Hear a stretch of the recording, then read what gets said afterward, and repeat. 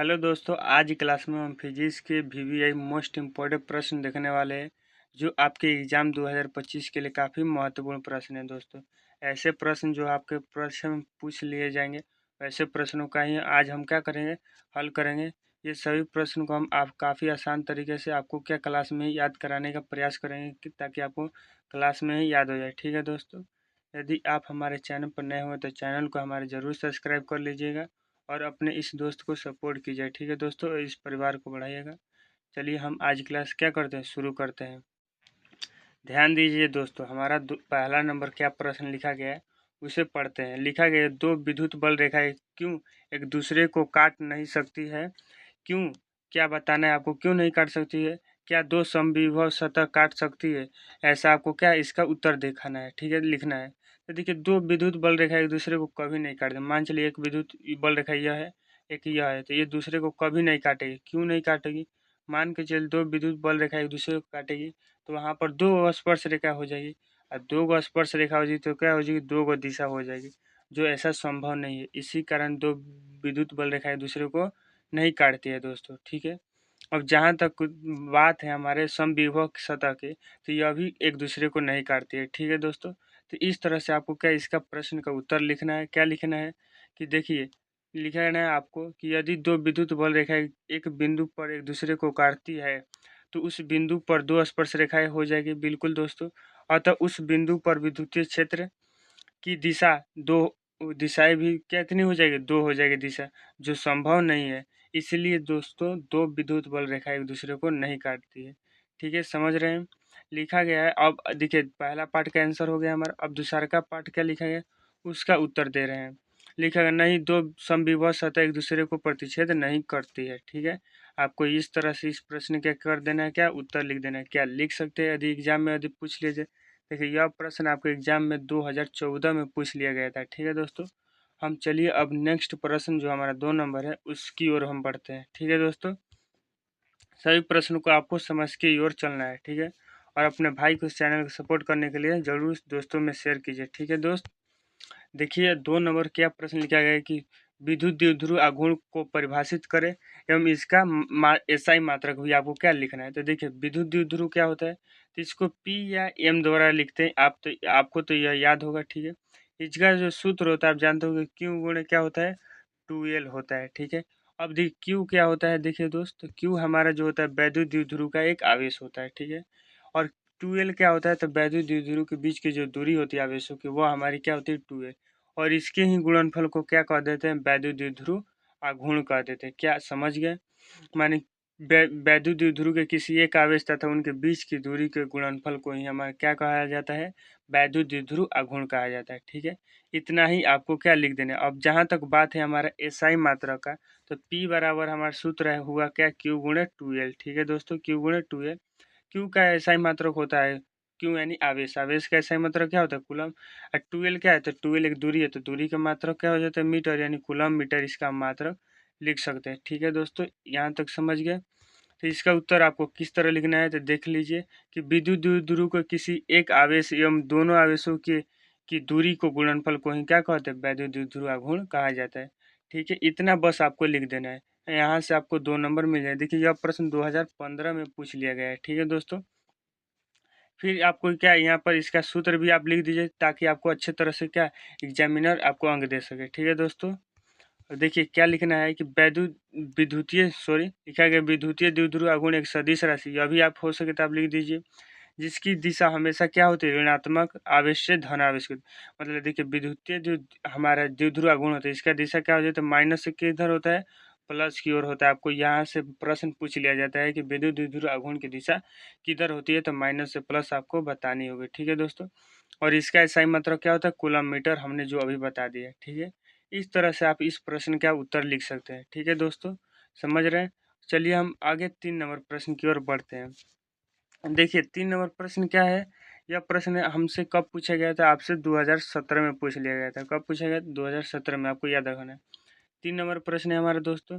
लिखा गया कि दो समान बिंदु आवेशों के निकाय के कारण विद्युतीय क्षेत्र की बल रेखा के खींचे। तो देखिए, आप जानते हैं यहाँ पर समझ सकते हैं कि दो दो आवेशों जी देखिए, समान आवेश एक दूसरे को क्या करते हैं, प्रतिकर्षित करते हैं, और विपरीत आवेश एक दूसरे को क्या करते हैं, आकर्षित करते हैं। यह तो जानते होंगे। तो देखिए, यह प्लस है, यह प्लस है, तो प्लस प्लस से जो विद्युतीय क्षेत्र रेखाएं निकलेगी तो इधर जाने की कोशिश करिए, तो ई वाला आवेश क्या कहेगा, तो इधर तुम नहीं आ सकती, इधर तुम नहीं आ सकती, क्योंकि इधर यह खुद निकल रहा है, तो दोनों समान आवेश, तो इनके बीच क्या होगा, प्रतिकर्षण।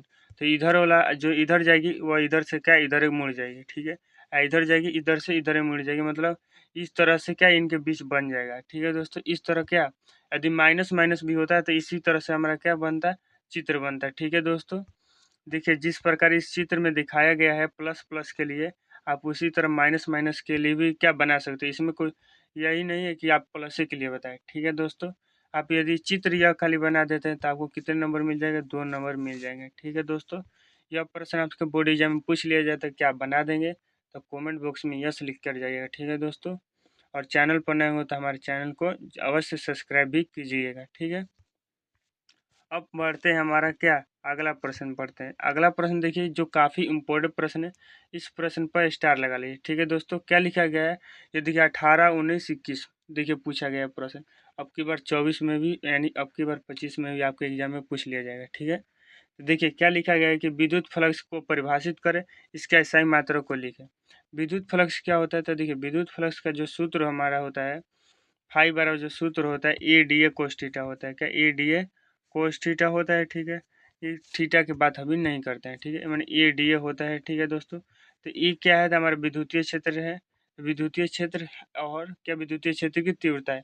DA क्या है, हमारा क्षेत्रफल है, तो वह क्या क्षेत्रफल सदिश आप कह सकते हैं जिसे, ठीक है दोस्तों। तो इसी के गुणनफल को हम क्या कह सकते हैं, विद्युतीय फ्लक्स कह सकते हैं। क्या कह सकते हैं दोस्तों, विद्युतीय फ्लक्स कह सकते हैं। यानी सूत्र से ही हमारा क्या बन सकता है, परिभाषा बन सकता है। और इसका साइन मात्रा किस तरह से लिखेंगे, तो देखिए इसका जो हमारा सूत्र होता है, फाइव बराबर सूत्र होता है ADA कोस थीटा, ठीक है दोस्तों, ADA का कोस थीटा। अब देखिए ई का जो मात्रक होता है क्या होता है, न्यूटन पर क्या होता है, कूलम। और DA क्या है, क्षेत्रफल। तो क्षेत्रफल क्या होता है, मीटर स्क्वायर, यानी इसका हम लिख सकते हैं न्यूटन मीटर स्क्वायर प्रति कूलम, या इसका हमारा क्या हो जाएगा, मात्रक हो जाएगा, ऐसा ही मात्रक, ठीक है दोस्तों। इस तरह आपको इस प्रश्न क्या लिख देना है, उत्तर लिख देना है, तो ठीक है लिख दीजिएगा। तो देखिए विद्युत तीव्रता, विद्युतीय तीव्रता यानी विद्युतीय क्षेत्र की तीव्रता कर सकते हैं ई वेक्टर एवं अल्प क्षेत्रफल, ठीक है दोस्तों, कि अदिश गुणनफल को ही क्या विद्युतीय फ्लक्स कहते हैं। देखिए अल्पकालीन मतलब बहुत छोटा क्षेत्रफल लेना है, ठीक है दोस्तों, समझ रहे हैं। इस तरह आपको क्या कर देना है, इसका उत्तर लिख देना है। देखिए यहाँ पर विद्युतीय फ्लक्स के क्या सूत्र लिख दिया गया, फाइव बराबर हमारा, और इसी क्या है, क्या जहाँ थीटा है, जो थीटा क्या कोण किसके बने थे, ई और क्या DS के बीच जो कोण बने वही हमारा क्या थीटा है, ठीक है। अब विद्युतीय फ्लक्स एक अदिश राशि अभी आपको लिख देना है, इस जिसका SI मात्रक है न्यूटन मीटर स्क्वायर इन प्रति कूलम होते हैं, चाहे इसे इन्वर्स में भी आप लिख सकते हैं, ठीक है दोस्तों। इस तरह आप इस प्रश्न क्या हम उत्तर लिख सकते हैं, जो हमारा काफ़ी इम्पोर्टेंट प्रश्न है, ठीक है दोस्तों। अब इस प्रश्न पर स्टार लगा लीजिए, और इसके PDF के लिए हमारे टेलीग्राम पर ज्वाइन कर लीजिए, ठीक है। अब देखिए हमारा जो अगला प्रश्न आता है दोस्तों, क्या लिखा गया है कि आवेश संरक्षण सिद्धांत क्या है। आवेश संरक्षण का सिद्धांत क्या होता है, संरक्षण मतलब क्या होता है, किसी चीज़ को बचा कर रखना, और सिद्धांत दिया गया आवेश को क्या बचा कर रखना, मतलब आवेश को न तो दोस्तों आप जानते होंगे कि आवेश को न तो हम उत्पन्न कर सकते हैं और ना ही क्या कर सकते हैं, नष्ट कर सकते हैं। यही हमारा क्या कहलाता है, आवेश संरक्षण का सिद्धांत कहलाता है। बस इतना ही आपको क्या कर देना है, लिख देना है। देखिए यह प्रश्न 22 और क्या सॉरी 20 और 22 में पूछा गया, मतलब 2 साल अंतराल लगा कर पूछा गया है। तो 24 में नहीं पूछा है तो 25 में पूछा जा सकता है, ठीक है दोस्तों। तो इस प्रश्न को क्या कर देना है, आपको याद रखना है कि परीक्षा में जैसे ही यहाँ धरतीय बना देना है, ठीक है। किस तरह से इसको उत्तर लिखेंगे, तो किसी विलगित निकाय के भीतर कुल आवेश स्थिर रहता है, इसे आवेश संरक्षण का क्या कहते हैं दोस्तों, सिद्धांत कहते हैं, ठीक है। अतः साधारणतः में न तो आवेश को दृष्ट की जा सकती है और ना ही क्या नष्ट की जा सकती है। इस तरह क्या इसका उत्तर लिख सकते हैं। जो यहाँ पर लिखा है उतना भी आप न लिखकर क्या लिख सकते हैं, केवल आवेश को न तो उत्पन्न किया जा सकता है और ना ही नष्ट किया जा सकता है। यही आवेश संरक्षण का सिद्धांत कहलाता है। आपको बस इतना लिखकर आ जाना है एग्जाम में, ठीक है दोस्तों। क्या लिख सकते हैं, तो जल्दी से कमेंट बॉक्स में यस लिख दीजिएगा, ठीक है दोस्तों। तो ध्यान दीजिए दोस्तों, हमारा जो अगला प्रश्न है एक न्यूमेरिकल प्रश्न, देखिए क्या लिखा गया है कि 5 सेंटीमीटर त्रिज्या के गोले पर 31.41 माइक्रो कूलम्ब आवेश है। आवेश के पृष्ठीय घनत्व की गणना करें। पृष्ठीय घनत्व यानी हमें क्या गणना करनी है, सिग्मा। सिग्मा बराबर जो सूत्र होता है क्यू बटे क्या होता है हमारा ए होता है। ठीक है दोस्तों, क्यू यानी आवेश, आवेश बटे हमारा क्या होता है क्षेत्रफल। ठीक है दोस्तों, यानी हमें क्या गोले का क्षेत्रफल हमें निकालना पड़ेगा। क्या निकालना पड़ेगा, गोले का क्षेत्रफल। ठीक है, और हमें त्रिज्या दिया है, त्रिज्या की सहायता से हम गोले का क्षेत्रफल भी निकाल सकते हैं। गोले का क्षेत्रफल क्या होता है, आप जानते हैं कि 4 पाई क्या होता है, आर स्क्वायर होता है। ठीक है दोस्तों, यहाँ से हम क्या इसका क्षेत्रफल निकालेंगे। तो चलिए हम निकालते हैं। दिया है क्या लिखेंगे, तो त्रिज्या हमारे लिख देंगे, गोले की त्रिज्या लिखेंगे। गोले की त्रिज्या क्या दिया है, देखिए गोले की त्रिज्या हमारा दिया है 5 सेंटीमीटर। देखिए सेंटीमीटर दिया है, इसको हम मीटर में चेंज कर लेंगे। मीटर में चेंज करने के लिए हम 10 के पावर -2 ले क्या कर देंगे, गुणा कर देंगे। यहाँ पर क्या हो जाएगा, मीटर ले। ठीक है, अब देखिए हमारा क्या आवेश दिया है, आवेश दिया है गोले पर कितना, गोले पर आवेश दिया है हमारा 31.41 माइक्रो कूलम। ठीक है, इसको कूलम में बदलने के लिए क्या करना पड़ता है, 10 के पावर 6 ले क्या करना पड़ता है, गुणा कर ले माइनस। ठीक है दोस्तों, 10 के पावर -6 ले गुणा करेंगे तो हम क्या हो जाएगा कूलम में। अब यहाँ से हम क्या सिग्मा का निकालेंगे मान, तो सिग्मा बराबर क्या होता है, क्यू बटे क्या होता है ए। ठीक है, क्यू यानी आवेश, आवेश को ज्यों कहते हैं लिखेंगे, क्यों लिखेंगे, देखिए ए क्या है, तो हमारे पृष्ठीय क्षेत्रफल। पृष्ठीय क्षेत्रफल हमें क्या प्राप्त करना है, गोले का पृष्ठीय क्षेत्रफल होता है 4 पाई r²। ठीक है दोस्तों, यहाँ पर अब हम क्या वैल्यू रखेंगे, तो आवेश का वैल्यू कितना है, तो आवेश का मान है हमारा कितना है दोस्तों, 31.4 1 गुणे 10 के पावर -6 बटे में 4 पाई आर त्रिज्या कितने दिया है, तो 5 गुणे 10 के पावर -2। ठीक है, तो त्रिज्या का मान रख देंगे हमारा 5 गुणे 10 के पावर -2 का हमारा क्या रखेंगे, होल स्क्वायर। ठीक है दोस्तों, इतना करने के बाद हम क्या करेंगे, अब देखिए इसका पावर तोड़ देंगे, 31 यहाँ पर हो जाएगा, और यहाँ पर देखिए 4 पाई गुणा में हमारा चिन्ह लिख देंगे, और देखिए जब इसका स्क्वायर करें तो 25 गुणे 10 के पावर क्या हो जाएगा, -6। ठीक है, देखिए जब ऊपर का हल करेंगे तो हमारा आ जाएगा, जब पूरा हल करेंगे तो ऊपर आ जाएगा 10 के पावर -3, बट्टे में आ जाएगा 10 के पावर क्या आ जाएगा हमारा 2। ठीक है दोस्तों, जब हम क्या ऊपर ले जाएंगे तो 10 के पावर क्या हो जाएगा -5। ठीक है, इसका जब मात्रक क्या होता है, तो कूलम प्रति मीटर स्क्वायर, कूलम प्रति मीटर स्क्वायर होता है। ठीक है दोस्तों, इस तरह यह का हमारा आंसर हो गया है। ठीक है, समझ गए, खाली सूत्र लगाए हैं। ठीक है, इस तरह क्या इसका हल आप कर सकते हैं। तो चलिए एक अगला प्रश्न भी वही क्या एक न्यूमेरिकल की तरह, उसे भी हम हल कर लेते हैं। अगला नंबर प्रश्न आप देख सकते हैं, लिखा गया किसी अनावेशित वस्तु पर 10 के पावर 19 इलेक्ट्रॉन दिया जाता है, मतलब इतना क्या इलेक्ट्रॉन यानी n दिया है हमारा, उस वस्तु पर उत्पन्न आवेश की गणना करें, यानी q क्या हमें निकालना है। तो यह किस पर बनेगा, तो क्वांटमीकरण के सिद्धांत पर क्या बनेगा दोस्तों, इसका प्रश्न का हल होगा। देखिए यह प्रश्न हमारा 2024 में पूछा गया है, और जो पिछला प्रश्न हम हल किया वह प्रश्न आपके 2023 में पूछ लिया गया था। ठीक है दोस्तों, तो देखिए आवेश का क्वांटमीकरण का सिद्धांत से हम चलेंगे। तो देखिए यहाँ पर क्या 10 के पावर 19 इलेक्ट्रॉन दिया जाता है, यानी हमारा क्या दिया है, n दिया है। n बराबर क्या दिया है, 10 के पावर 19 इलेक्ट्रॉन। ठीक है, यहाँ पर लिख सकते हैं इलेक्ट्रॉन।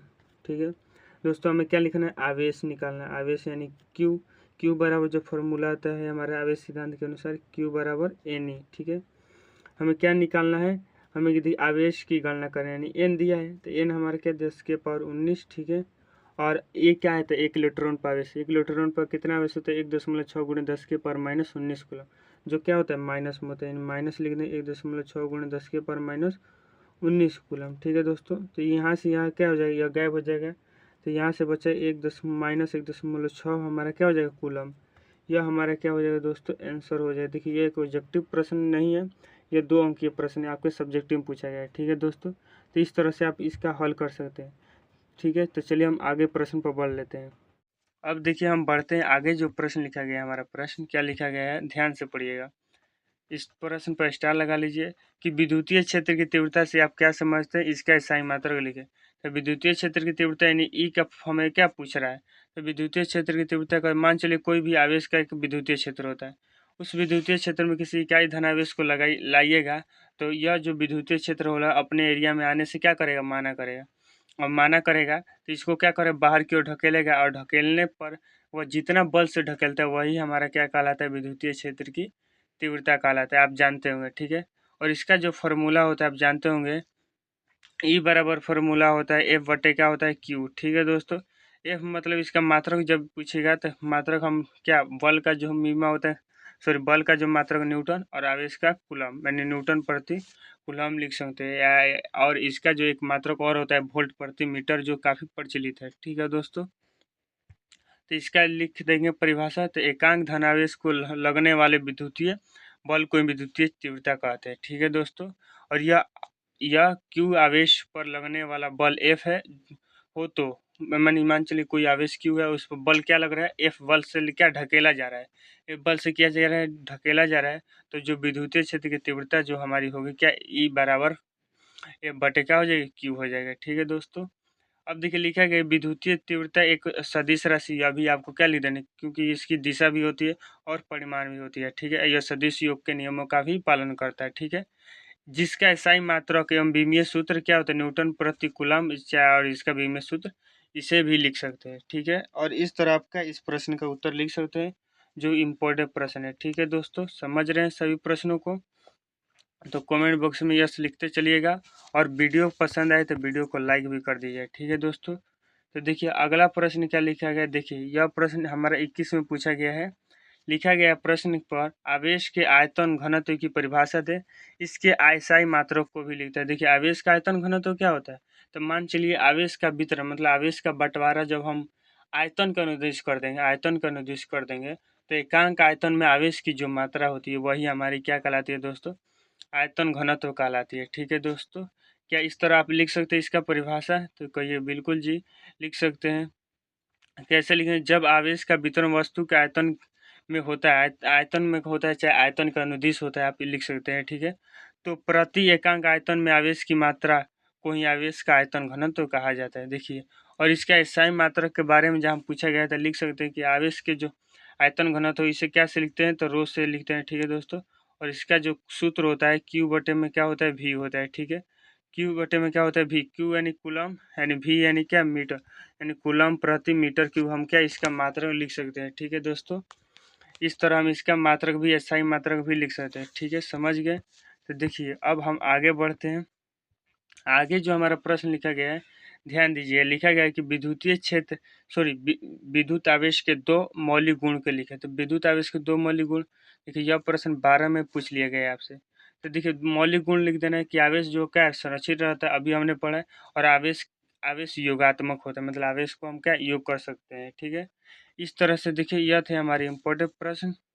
ठीक है दोस्तों, तो इन प्रश्नों को क्या कर लेना है, तो आपको अच्छी तरह से याद कर लेना है, और इसका PDF आपको ले लेना है हमारे टेलीग्राम या व्हाट्सएप ग्रुप में जुड़कर, उसे आप जाकर ज्वाइन जरूर कीजिएगा, और हमारे चैनल पर नए हो तो चैनल को जरूर सब्सक्राइब कर आप इस परिवार का सदस्य बन जाइए। ठीक है दोस्तों, तो चलिए आज क्लास हम इतना ही रखते हैं, आज के लिए धन्यवाद, और इसी तरह हमें आप वीडियो को देखते रहिए, लाइक करते रहिए, सब्सक्राइब भी कीजिए। ठीक है, तो चलिए धन्यवाद।